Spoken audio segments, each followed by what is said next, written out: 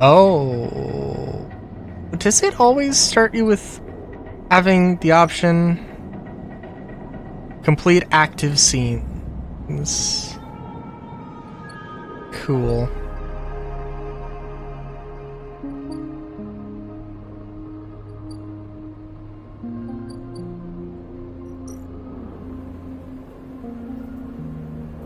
I wonder if that's like...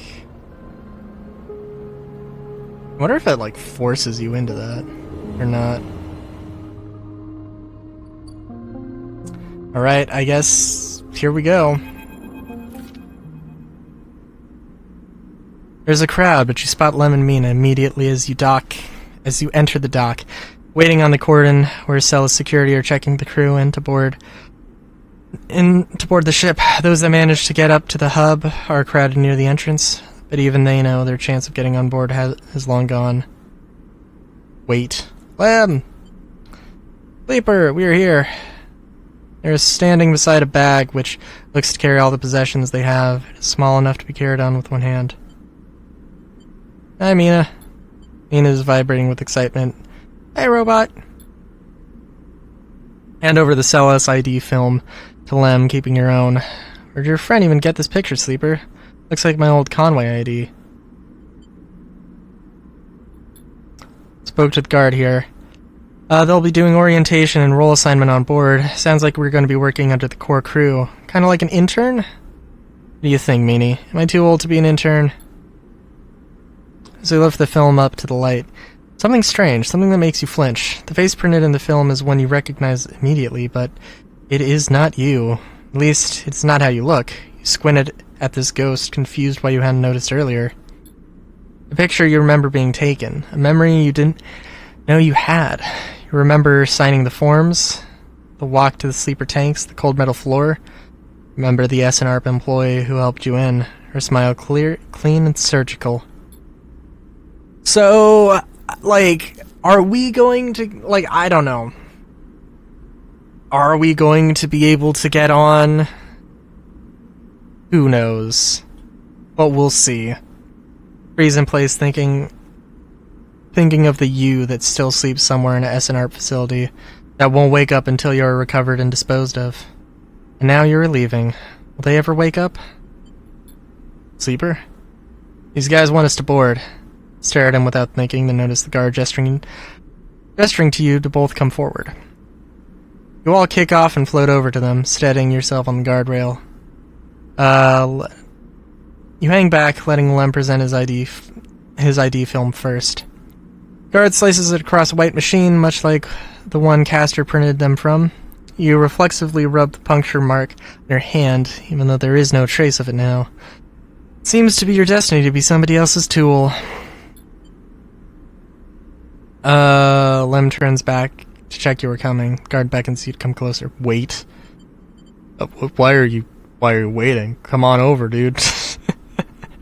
Bored. Shake off your doubts and hand over your ID film. The guard barely looks at it as they pass it through a scanner and wave you through. New life built from old things. You okay? So slow, robot. He teases. Making sure. You realize how much harder it must have been for him to cross that threshold. Mina struggles in his arms, trying to get you, and Lem relents, struggling with both the bag and his daughter. Mina tumbles through the microgravity and grabs onto your clothes for purchase, pulling herself into your arms. You all proceed up the walkway, the entrance to the docking bridge yawning wide and above you. We family, robot? I guess so. Ina smiles and presses her head against your chest, pleased by your answer. Keep moving up the docking bridge, then along that thin, glass-walled connector. All the time Mina clutches onto you. Lack of gravity means you can't feel her weight, only the grip of her small hands on your clothes. Both stare wide-eyed at the vast hull of Sidereal horizon and try to think if this huge machine is a home. Sorry, I'm just realizing I'm doing a lot of reading, and I'm like, I am not built for long endurance reading. Try to think of this huge machine as a home. Later, when you settle in your bunk after Mina is finished running back and forth between you and Lem, endless infectious excitement, you find yourself looking at your ID film once more. Somehow, since the last time you looked at it, the image seems to have changed. It's still a picture of the old you, the person that signed up to have their consciousness copied and placed into the ownership of SNARP. But something else has crept into the image, an underlying sense of self-identification. This is also a picture of you now. The you that survived the eye, made friends here, found a way out, escaped against all odds. The other you might never wake up, they might never live again. So be it. They consigned you to a doomed life for their own gain. Their life is yours now. You will live it better than they ever could. You lie back on your bunk as the thrust of the Sidereal's vast engines kick in. This rumble, will be your constant companion for the next decades. It will be there when you work, when you watch Mina grow, when you dream of the planet at the end of the journey. It will stay with you when your body starts to fail, despite the best attempts of Lem and Mina as the years stack up, and it exceeds its safe operating period by a decade. I got the stabilizers! What are you talking about? It will be the thing you wake up to in those rare moments of consciousness, between which Mina will keep you in a frozen state in hopes of preserving you until your destination is reached.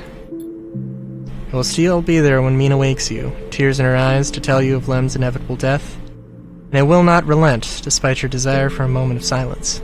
It will be the final thing you hear as Mina shuts down all but the most vital of your functions, and hopes beyond hope that you make it to your final destination, all the while doubting that you will.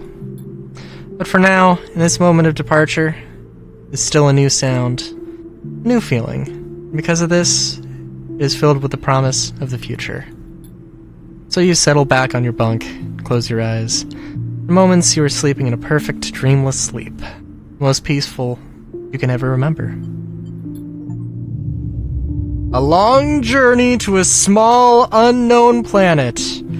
A jump over the age game, designed by Gareth Damian Martin. That's a hell of a name. Okay, so... Oh, alright. I wonder, it says that there's 7 hidden achievements. Does it actually mention in this if one of the achievements was a hidden achievement? Not as far as I can tell.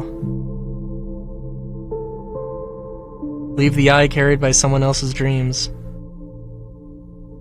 Oh, I can't see. 17.4% of players got that. Well, I will say, I feel a little bad only getting half of the achievements, but I also do think that, you know, this is, if you want to see the rest of the game, then, by all means, buy it yourself. Play the game yourself. I think there's certainly, every time I had a dialogue option, there's at least some amount of, hey, I could have, you know, done something else. Also, dang, it's been a while since there's been a very short... I don't think I've ever recorded a game that had such a short credits. Like, and I've played indie games on this channel. Oh well. So yeah, so I love this game. This is great. A great, like, you wonder sometimes with, like, you theorize about the concept of, like, a tabletop game with no combat, or, you know, even just, like, a video game with no combat, or an RPG that doesn't have combat, and, like, I mean, you know, at least something that doesn't treat combat as, like, you know, something, like, that you just live with and is a common and very abundant occurrence in the world. And this has given me a little bit of, at least a little bit of inspiration for that. And obviously a good amount of inspiration for cyberpunk stuff.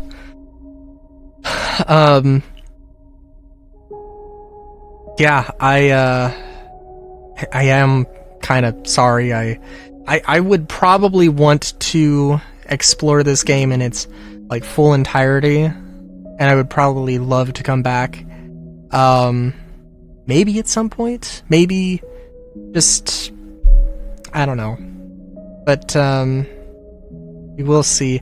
I am curious how long of a Let's Play this is going to be, and I wonder if I could just stream an entire run through of the game.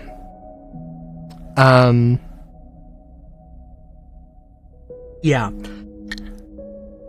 And also, I kind of do have to wonder if maybe, just maybe, like, how much stuff could I have done?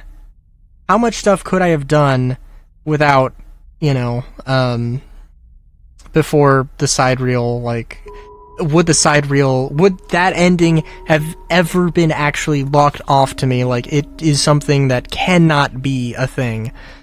And that, I don't know.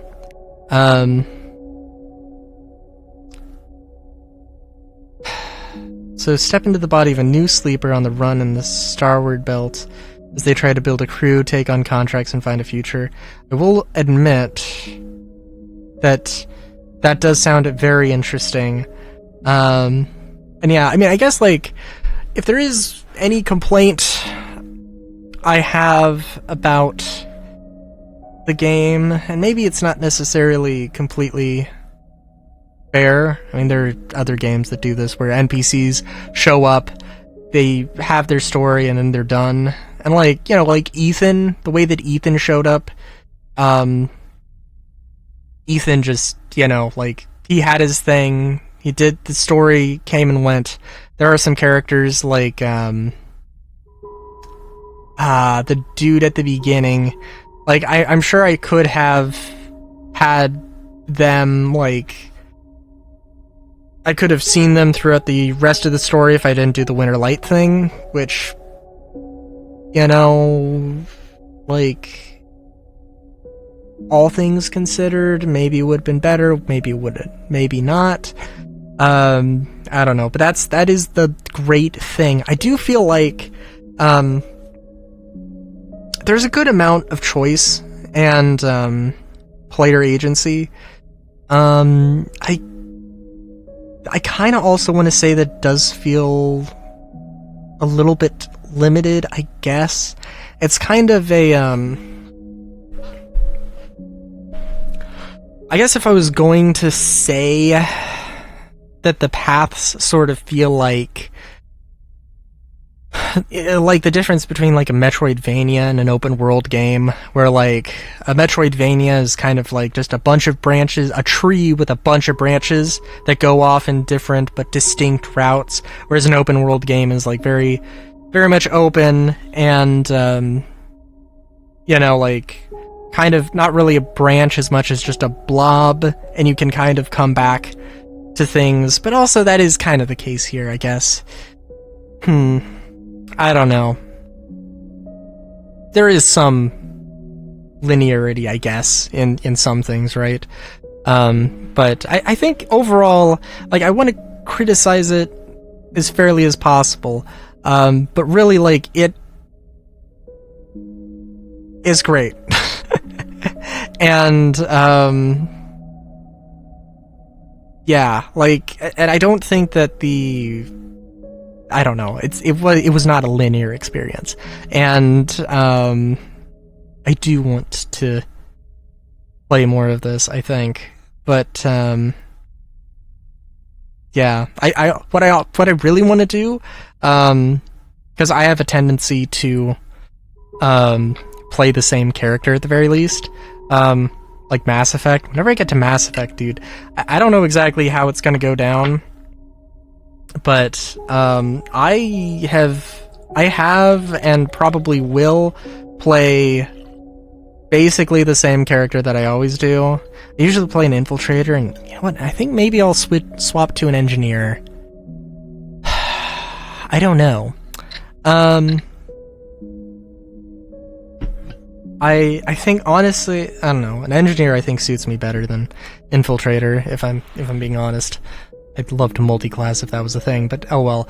I'm rambling now, so I won't take more of your time. Until next time, have a good day, great day even. Chowskis.